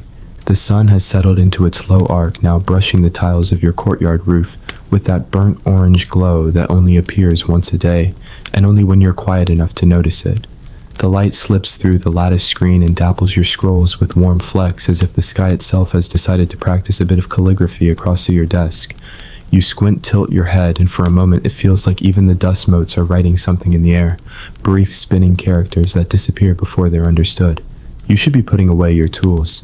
This is normally the hour when you wash your brush, empty the water bowl, and gently fold your works in progress under a jade paperweight shaped like a toad. But not tonight. Tonight something lingers. A question perhaps, or just the lazy ache of too much sitting. Your ankles pop as you shift in your seat, and your spine delivers a gentle series of warnings. You ignore them. The ink still flows. You begin writing again, but this time not on fresh paper. Instead, you unroll a scroll from weeks ago, one you'd half abandoned after deciding its final stanza was too sentimental, too obvious. You run your finger over the faded character's brush hovering nearby as you consider whether you still agree with your earlier self. Mainstream historical fact, Ming Dynasty scholars often revised old works long after the ink had dried, layering new thoughts over old ideas. The practice was called Fugui Ji Hui, returning wisdom, and was believed to show maturity, not indecision. Scrolls were living things, not fixed artifacts, and many contained multiple versions of the same poem inked side by side across seasons. You add a new line just above the old one, a gentle correction, a variation. You don't cross anything out. You let the past version remain like an echo or a sibling. The two lines seem to gaze at each other across time, both valid, both incomplete. It's moments like this that make you remember why you do this. Why you choose to sit in silence, to lose hours to strokes and swirls and the maddening imperfection of ink. Not for accolades, not for legacy, but for that flicker of alignment between thought and brush when something unspoken becomes visible for the first time. Quirky tidbit. There was once a calligrapher who only wrote at dusk, believing the spirits of failed poems whispered clearer during that hour. He would light exactly 3 candles, always spaced a thumb's width apart, and if one flickered too early, he would start over. His scrolls are uneven and filled with marginal notes like "no, try again," and this is nonsense. They are treasured by collectors for precisely this reason. You light your lamp now, but not for clarity. You light it for company. The small flame curls in the dusk, humming softly like a cricket in a clay cage. It casts long shadows across the scroll, emphasizing each stroke like it's being judged by the light. You add another line, and then another. Each one slower than the last, each one a careful breath. Historians still argue whether scrolls were meant to be finished or simply continued. Some claim that final lines were essential anchors to hold meaning. Others believe that open-endedness was intentional, an invitation to the reader to add their own interpretations, their own endings. A few radical thinkers suggested that no calligraphy should be preserved at all, that it should be washed away with water and memory, so that the act, not the artifact, remained it. You rest your brush. For a while, you do nothing, not in the lazy, bored way of doing nothing, but in the attentive, sacred way. You listen to the room. The cicadas have quieted. The wind moves slower now. Even the ink has stilled in the well, its surface unbroken and glass-like. You stare into it and catch a reflection, blurred, soft-edged, ghostly. It smiles first. You gently roll up the revised scroll, now thicker with time, and tuck it among the others. Then you pull out a clean sheet. You're not sure what you'll write next, but the lamp is lit, and the evening is patient. So are you. The evening settles fully, now slipping over your shoulders like a silk shawl cooled by twilight. The world beyond the courtyard wall dims into hushed silhouettes, trees becoming shadows, rooftops folding into quiet, the sky itself softening from indigo into something dreamier, almost forgetful. Your lamp flickers slightly as the oil leans toward exhaustion, but you don't mind. The light it casts is enough to see the paper, enough to trace a character or two, enough to keep the silence company. You reach for a brush, not your usual one, but an older, shorter brush you keep tucked away for certain moods. Its bristles are stiffer, tinged with a touch of copper from age. You haven't used it in months, but tonight, for reasons unclear even to yourself, it feels like the right instrument. You dip it into the ink, which is now thickened slightly from sitting too long. That's fine. The resistance will slow you down, and slowing down feels correct. You begin with a single character light. It emerges heavier than you meant, a little lopsided, but there's honesty in that. It looks like a lantern leaning in the wind. You smile. You write the next linger. That one is cleaner, stretched out like the final note of a lullaby. And then a third return. Mainstream historical fact. In Ming era, calligraphy characters for abstract ideas like light, dream, breath, and return were often used as standalone meditations, written not in sentences but as singular devotions. A single character repeated across a scroll could form an entire emotional landscape, meant to be read not for meaning, but for presence. Each repetition became its own variation, a study in how the same word could be infinite. You write return again, this time a little smaller, again slower, again with a flicked ending that looks a bit like a farewell. The scroll begins to fill, but not in the cluttered way of overworked pages. This feels more like rain pooling in a stone basin, gradual, quiet, deeply symmetrical in its randomness. Quirky tidbit: one well-known calligrapher was famous for ending every scroll with the same character soup. He claimed it grounded the work and reminded him to eat. His students mocked him until one day he unveiled a scroll containing only that one character, written 100 times each in a different emotional tone. The final one, barely legible, was shaped like steam curling from a bowl. You feel your stomach respond to the memory. You haven't eaten in hours. You could fetch a small rice ball from the pantry or heat a bit of broth left over from this morning's breakfast. But for now, your hunger feels poetic and edged to the evening like the salt rim of the sea breeze.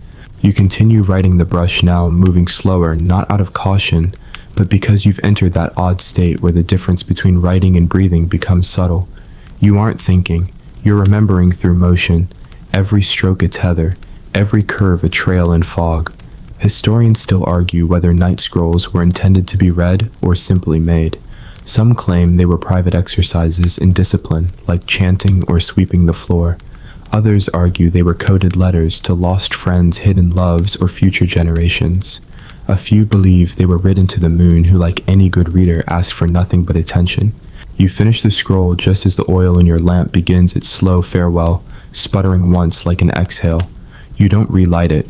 Instead, you sit in the dimness and hold the scroll on your lap, letting your fingers trace the slightly damp ridges where the ink hasn't yet dried. They feel like old paths familiar underfoot. Your eyes close, not to sleep, just to feel the words without needing to see them. Outside, a night bird calls, once soft, uncertain, then falls silent again. You answer with your own stillness, and the scroll listens. Later now. The courtyard stones are cool under your bare feet as you step out into the night for air. The sky hangs low and velvet dark heavy, with stars that blink behind drifting clouds like half-remembered thoughts. You stretch slowly, spine-arching, with a creak that echoes faintly between the walls. The garden is still. The lamp inside casts a long, mellow rectangle through the door, spilling golden hush onto the pebbles. You stand at its edge, one hand resting on the wooden door frame, and breathe in deep, unhurried, tea-scented night air. You glance up. The moon, a swollen ivory coin, tonight glows like a porcelain lid just lifted off a simmering pot. It's full enough to light the path to your stone bench beneath the persimmon tree. You walk toward it slowly, each step crunching softly. The tree doesn't sway it, stands alert, tall and content, branches heavy with fruit, that aren't quite ready to fall. You sit, brush your robe smooth over your knees, and let your eyes wander. From here, you can see your desk through the open doors. A scroll still rests there, half open, curling faintly at the edge like it's trying to roll into itself. You forgot to weigh it down. You smile. That's all right. Let it curl. Let it breathe. Ink doesn't mind waiting. Mainstream historical fact: Ming calligraphers often used moonlight as a contemplative aid, especially when they felt stuck. Some believed the moon's light offered clarity that lamps could not, a softer illumination that revealed a different rhythm in the strokes, one shaped by silver rather than fire. Scrolls written by moonlight were often saved for personal reflection, not public display. You bring a fresh scroll with you to the bench now, along with a travel inkstone and a small ceramic water pot shaped like a fish. These were gifts from your uncle, a minor bureaucrat with excellent taste in writing tools, and no talent whatsoever for using them. You grind a little ink slowly, deliberately, the stone rasping under your fingers, like a sleepy cricket. You don't rush it. You're not writing anything important tonight, not for a patron, not even for your own archive, just for the air. Quirky tidbit. There once lived a poet who swore by midnight ink. He brewed it himself from soot, gathered only after dusk, and rainwater collected from lotus leaves. He claimed this gave his poetry the sound of shadows. Most of his scrolls have darkened with time, far more than average, turning nearly purple. One museum keeps his inkstone in a sealed case, claiming it still smells faintly of lavender and char. You begin again, not with words this time, but with simple shapes. You draw the moon as a curved line, then again as a circle, then again as a dot with radiating strokes that look a little like eyelashes. You write the word for fruit, then for patience, then for almost. Each one slightly tilted as if leaning towards something just out of reach. There's no logic here, no syntax, just a drift, a hand tracing echoes. Historians still argue whether such free-form scrolls should be considered art literature or something in between. Some scholars call them whispers, expressions meant not to be understood, but to be felt like the tug of a breeze or the memory of a song lyric half forgotten. Others dismiss them as indulgent evidence of declining focus or too much wine. And yet these strange, unanchored pages often survive longer than the polished masterpieces preserved not in archives, but in old boxes kept by relatives who couldn't bear to throw them away. You pause to sip water from the ceramic pot. It tastes like ink and stars. You close your eyes and press your fingers against your temples, gently massaging the sleep that has begun to creep behind your ears. Still, you do not rise. You write one more word near, and then another quiet. The last one is just a line rising and then falling, a sigh in ink. You pack your tools slowly. You leave the scroll unrolled on the bench, weighed down with a smooth stone that fits your palm exactly. If the night wind wants to read it, let it. You walk barefoot back toward your study where the lamplight has almost gone. Before going inside, you turn and glance back. The scroll shimmers faintly, catching moonlight like a whisper about to be spoken.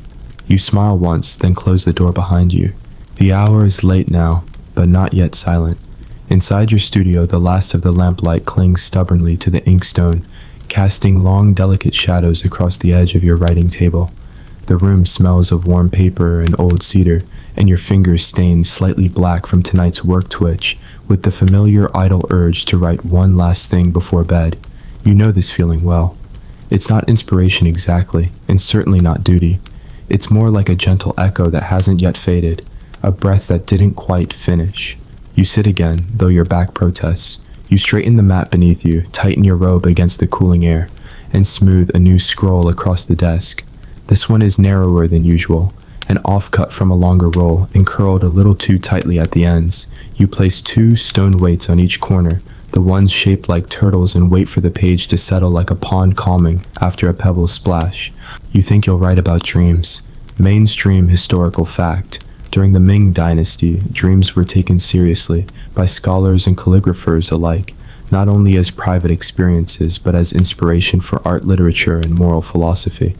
Some even kept dream journals on scrolls recording the colors, smells, and feelings from their sleep, with the same reverence reserved for historical events.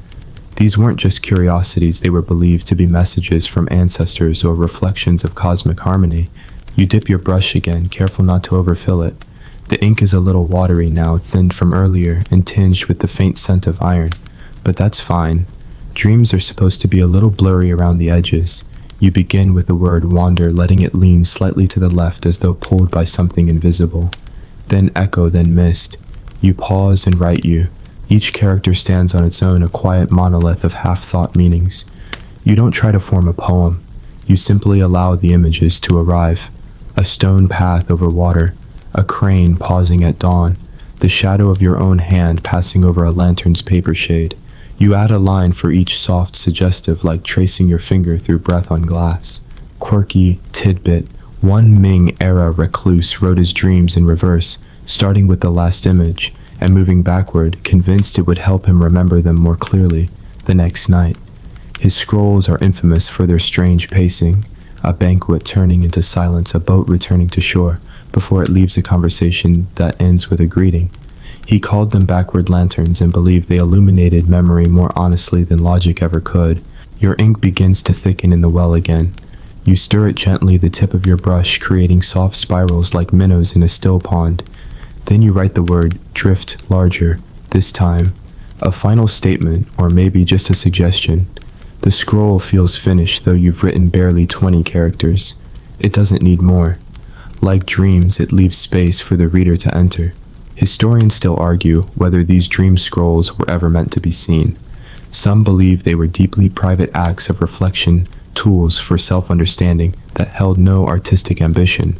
Others point out that many were later copied, recopied, and even recited at literary gatherings, suggesting that the line between diary and performance was thinner than we think. As always, perhaps the truth flickers somewhere in between. You let the scroll dry. No weights needed this time. It rests easily, as though it knows it won't be disturbed. You rise from your mat and stretch joints, gently protesting once again. You're not tired, not exactly, but you feel satisfied, the kind of quiet fullness that doesn't need explaining. Before you extinguish the lamp, you glance once more at your writing table. 3 scrolls, half a teacup, and a single brush still lying on its side like it fainted after a long day. You chuckle softly, pick it up, and place it back in its holder with care. You whisper to it, "Well done." You're not being poetic, you genuinely mean it. You snuff the flame. The room is dark now, except for moonlight spilling across the floor like spilled milk, cool and luminous. You step barefoot toward your sleeping mat, each step soft, rehearsed, grounded. You lie down and pull the blanket over your chest, then close your eyes, not tightly, just enough. And somewhere, just past the edge of waking words, begin to float again. The morning doesn't arrive all at once. It seeps in gradually like ink into paper, slow and deliberate. First comes the pale blue light brushing at the edges of the window shutters, then the gentle hum of life resuming in the world beyond your walls, a broom swishing somewhere in the distance, the sleepy coo of a pigeon settling in the eaves, the faint clink of a neighbor's teacup. You lie still for a moment, not quite ready to rise, your body wrapped in that delicious limbo between rest and motion, your mind tracing half memories of dreams already dissolving. Eventually, your hand stretches out toward the cool clay water basin. You splash a little on your face, the droplets cold and bracing like morning rain through bamboo. You dress slowly, not because you're stiff, but because today feels like one of those slow-burning mornings best approached without hurry. Your robe smells faintly of sandalwood and last night's ink, and as you tie the sash, you catch your reflection in the water basin eyes. Soft face, a little puffed from sleep, but content. You light a stick of incense, not for ritual, but for rhythm, and let the smoke curl upward in lazy spirals. It smells of dried plum and pine ash. The scent settles into the corners of the room like a quiet suggestion. You open the window shutters a little, just enough to let in a draft. The paper screens breathe in and out with the breeze. You pour tea into a bowl green and grassy, faintly bitter, just how you like it in the early hours, and carry it back to your writing table, where the scroll from last night still rests, edges curled, ink now fully set. Mainstream historical fact, Ming scholars often began their days by reviewing the previous night's writings. They believed that early morning light offered sharper insight and clearer judgment. Corrections, if needed, were made gently, never with erasure, but with small annotations in red ink along the margins, like footnotes whispered by the dawn. You trace your finger over the word drift, smiling at how it leans just slightly, like it had grown tired mid-stroke. There's nothing to change. You leave it as it is, a footprint from last night's wanderings. You pull out a new sheet of paper, blank and crisp, and position your brush with reverence. Morning scrolls are always different, tighter, calmer. They carry less weight and more light. Quirky tidbit: one eccentric calligrapher in Suzhou wrote only in the mornings, claiming the ink behaved better before noon. He refused to write under any artificial light, insisting it made his characters look shifty. He also never reread his morning scrolls. He folded them once and stored them in a lacquer box labeled sunlight only. You begin with a proverb, one passed down by your grandfather, who once carved it into a peach pit during a long journey. The ink listens when the heart is quiet. You write it slowly, each word carefully spaced as though laying stepping stones across a stream. Then beneath it, you add your own thoughts. Not a full essay, just a line or two. Something about time. Something about how quiet can hum louder than noise if you let it. Historians still argue whether morning writing was more disciplined or simply more ceremonial. Some say it was part of a larger daily structure designed to mirror natural cycles, writing with the sun resting with the moon. Others suggest it was just preference habit or the result of teachers who enforced strict routines. Whatever the reason, morning scrolls carry a rhythm of their own, cleaner, lighter, more direct, less dream, more breath. You continue writing until your tea cools completely. The words aren't particularly clever today, but they feel honest. That's enough.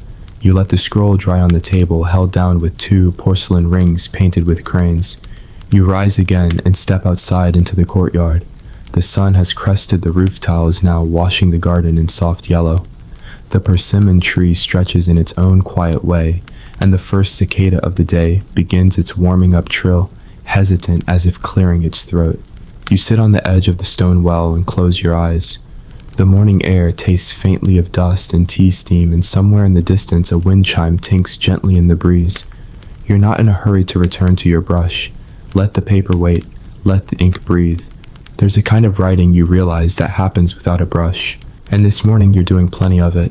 By midday, the sun has climbed high enough to bleach the courtyard in soft gold, casting sharp-edged shadows across the pebbled paths and warming the stone bench under the persimmon tree to a gentle heat. You've retreated indoors, but not to escape the light, only to find a cooler corner, a slower breath.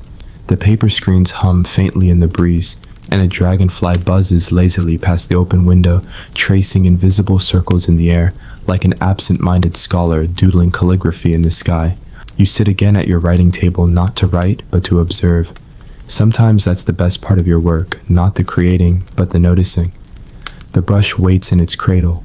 The inkstone sits quietly, half-filled its surface, reflecting the faint outline of the roof beams above. You watch as a single drop of condensation slips from the side of your tea bowl and lands with a delicate plink onto the corner of your scroll, smudging the word stillness into something even stiller. You smile. Mainstream historical fact. Many Ming-era calligraphers practiced the art of silent composition, where one simply sat with the tools of the craft without writing a single word.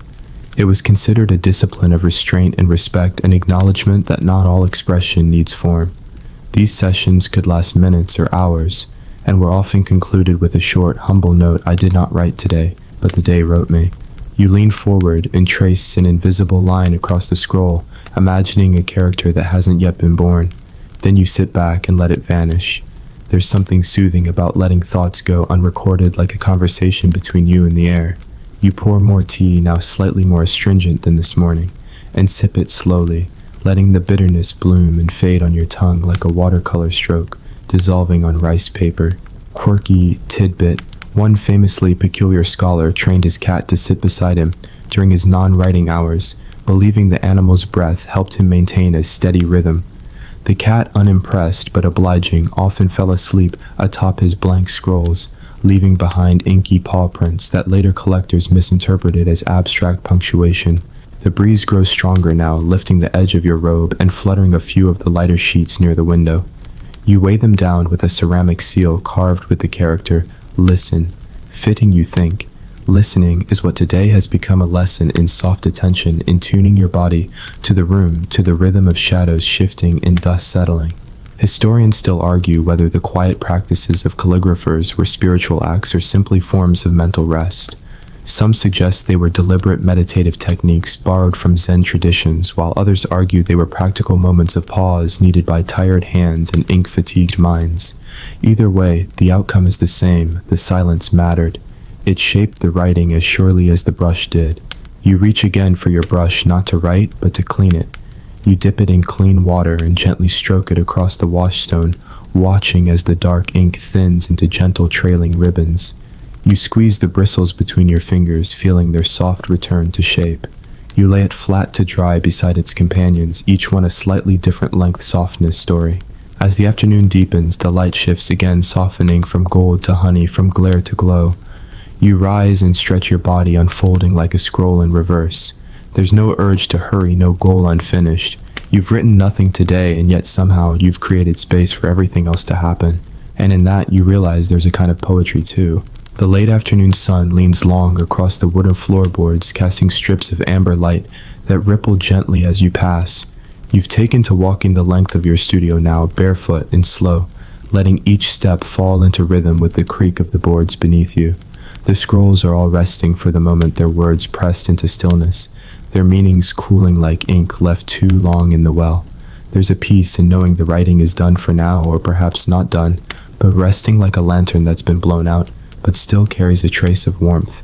You wander toward the shelf where your collection of scrolls lives, not the public ones, not the ones you'll ever send out to a patron or display during a festival, but the private ones, the ones too quiet for show. You pull one down, careful not to stir the thin film of dust that has settled along the top, and unfurl it gently across the low table near the window. It's an old one. You recognize your handwriting, instantly smaller, tighter, more precise than it is now, as if you once believed you could trap truth by outlining it sharply enough. Mainstream historical fact, calligraphers in the Ming period were known to revisit old works, not to revise them, but to have a conversation with their past selves. It was believed that one's handwriting captured the emotional state of the writer more accurately than their words did, allowing the artist to observe their own growth, hesitations, and secret longings hidden in the brushwork. You lean closer. This scroll was written during a summer storm years ago, you remember, because of the water stain in the corner, and because you've been writing the word wait over and over again, layering it until the characters blurred into a soft fog. The strokes tremble slightly as if the paper itself was holding its breath. You were worried about something back then, though the exact nature of it escapes you now. And maybe that's the beauty of it, how the worry fades, but the word remains a fossilized moment of presence. You run your fingers over the edge of the paper, not to feel it, but to feel with it. Then you roll the scroll back up a little looser than before and return it to the shelf. Another will take its place on your desk tonight. Quirky tidbit. A particularly superstitious calligrapher in Hangzhou believed that every time he reread an old scroll, he absorbed a bit of his former self's spirit. To avoid being overwhelmed by too many past versions, he wore a different color, sash each time, white for clarity, red for courage, green when feeling uncertain. His students followed suit, though no one could quite agree what yellow was supposed to mean. You chuckle at the thought and glance down at your own robe, soft gray today, neutral and forgiving, appropriate perhaps for this act of gentle revisiting. You fetch a fresh scroll and lay it across the table, but you don't reach for a brush. Instead, you simply sit beside it and watch how the golden light from the window pours across its surface like syrup, warming it, inviting it, but not demanding anything. Historians still argue whether unwritten scrolls were considered sacred objects or merely tools waiting to be used. Some scholars note that blank scrolls were often treated with the same reverence as written ones kept wrapped in silk, stored vertically to avoid curling even bowed to before writing. Others argue this was simply a practical matter, a way to preserve expensive paper in humid climates. Still, in homes like yours, the line between utility and reverence is blurry, and beautifully so. You close your eyes for a moment and simply listen to the creaking wood, the wind stirring the screen doors, the soft chirp of a bird settling into a nearby tree. You let your breath align with the sound, slow and even, each inhale a soft stroke, each exhale a quiet pause between words. You think not for the first time that this might be writing too, even if the scroll remains empty. As the sun dips behind the tiled roof, shadows stretch long across your workspace. You rise, brush your hands on your robe, and return the blank scroll to its lacquered case. Not because it won't be used, but because tonight it has already served its purpose. Sometimes the most meaningful page is the one you choose not to fill. Evening tiptoes in on soft feet, settling gently into the corners of the studio like a well-behaved cat. The golden light fades into blue, then deep indigo, and shadows pool low along the floor where your sandals rest unused. You've lit a single oil lamp now, its flame steady but small, casting long dancing reflections on your ink bottles and ceramic brush stand. The air smells faintly of warm clay and plum vinegar with just a whisper of wood smoke drifting in from a nearby chimney. It is the hour for soup for silence and for words that don't rush. You unwrap a scroll from your lacquer box, this one older, worn soft at the edges like a favorite robe. It holds no official title, only a single character scrawled across the top, return. You wrote it after your first journey beyond the city when the world outside felt enormous and strange and made you long for the precise symmetry of your own courtyard. The strokes are wild, nearly reckless ink bled in places where your hand pressed too hard, as though you'd forgotten how to breathe evenly. Mainstream historical fact: Ming Dynasty scholars often traveled to remote temples or quiet mountain retreats in search of creative clarity. These trips, known as ink pilgrimages, were not merely aesthetic, they were seen as essential rites of renewal. Returning home was often marked by a special scroll, the scroll of re-entry, where the scholar would attempt to recenter himself through brushwork and poetry. You trace the character now with one finger, not quite touching, just hovering. There is energy there still, like a memory humming beneath the paper. You flip the scroll to the middle and find a passage written in a trembling hand, your own but unfamiliar. The wind sounded different, not louder, not softer, just unfamiliar. You can't remember if that was meant to be poetic or if it was just an observation, raw and unpolished. Either way, it feels true. Quirky tidbit: one famously sentimental calligrapher kept a special welcome home scroll, which he unrolled every time he returned from a trip. It had only one word: ah.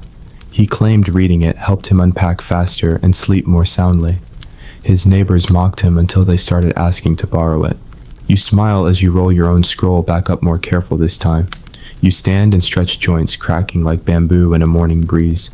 Outside, the first stars blink awake in the sky, faint but determined. You push open the paper screen door and step out, carrying the lamp with you. The night smells different now, cooler, with the faint perfume of osmanthus somewhere nearby, sweet and unexpected. You place the lamp on the stone bench under the persimmon tree. It flickers a little in the wind but doesn't go out. You sit, brush your robe beneath you, and exhale. For a long time you don't write. You just sit. You listen to the wind rustling the leaves, the occasional drip of water from the edge of the roof, the faraway rattle of a wooden cart bumping down a distant road. Historians still argue whether this kind of stillness was an active part of the calligrapher's process or simply a byproduct of their solitude. Some believe it was as essential as the brush itself, a kind of slow distillation of thought before the stroke. Others argue it was merely circumstance, quiet homes, long afternoons, and no clocks to hurry them. But to you sitting here beneath the stars, it feels like both a process and a product, an invitation and a result. Eventually your fingers twitch, not from urgency, but recognition. You rise, return inside, and fetch a small strip of paper no more than a palm's length in your thinnest brush. You dip it in ink and write only one word: here. The character is elegant, small, placed in the very center. You don't sign it, you don't need to. You hang it above your sleeping mat where the light of the lamp can just touch it. Then you lie down, not because you're tired, but because the day has folded itself closed like a scroll. The night deepens, pulling its velvet curtains slowly across the roof, beams tucking the stars into their quiet places one by one. Your room feels softer now, as if the very walls have begun to exhale. Even the ink seems to rest heavier, and it's well stilled by the gravity of the hour. A single candle burns low near your mat, its flame dancing like it's listening to the silence. You move carefully, every motion deliberate, as though sound itself might crumble if disturbed too sharply. Tonight, there's one final scroll you want to make, not for an audience, not for memory, not even for yourself exactly, but for the rhythm of it. The evening would feel incomplete without the ritual of one last brushstroke. You choose a narrow strip of mulberry paper, cream-colored and faintly speckled with dried flower pulp. The texture is imperfect, a little rough at the edges, just right. You dip your brush into the ink, what's left of it anyway, and pause for a long breath before touching bristle to paper. Mainstream historical fact: late-night writing was common among Ming Dynasty calligraphers, especially in urban scholar households, where the quietest hours came after curfews and lantern-extinguishing laws. Many artists wrote their most personal reflections after midnight, when the city fell still. and the moonlight cast its silver glow over stone and silk alike. These nocturnal scrolls were often tucked into bed drawers, unseen by anyone else. You write slowly, each stroke a whisper. The word is full, drawn with the soft, downturned grace of one who has already said what they needed to say. Then beneath it, you add again. It's not a sentence, but it's complete. Your brush lingers above the paper, reluctant to stop, but finally settles in the bowl beside the inkstone. You watch a single bead of water roll off its tip and vanish. Quirky tidbit. A notoriously nocturnal calligrapher once claimed he could only write by moonlight, filtered through a silk scarf. He refused to light candles, believing their flames were too anxious.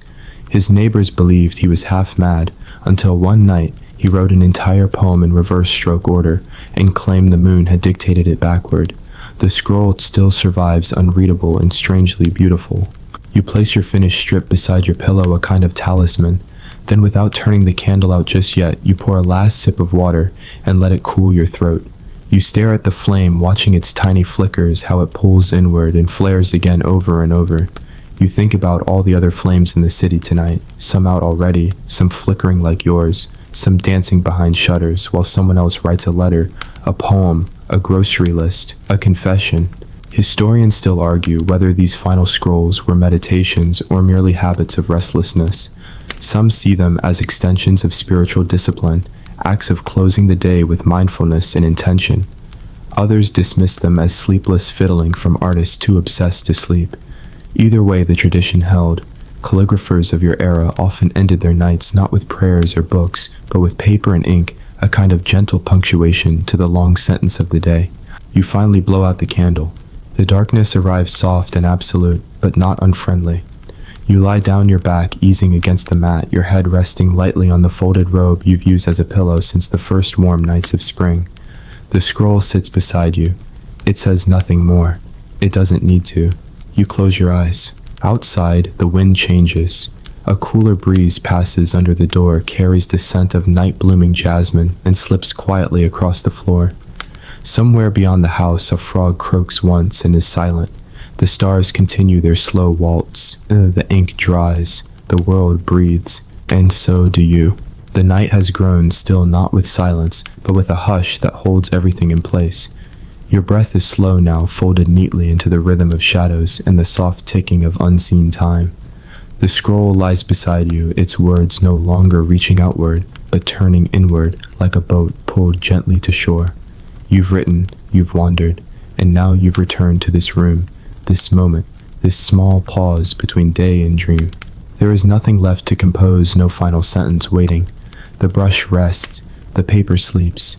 Even the stars have quieted above the tiled roof, content to shimmer gently in their stations.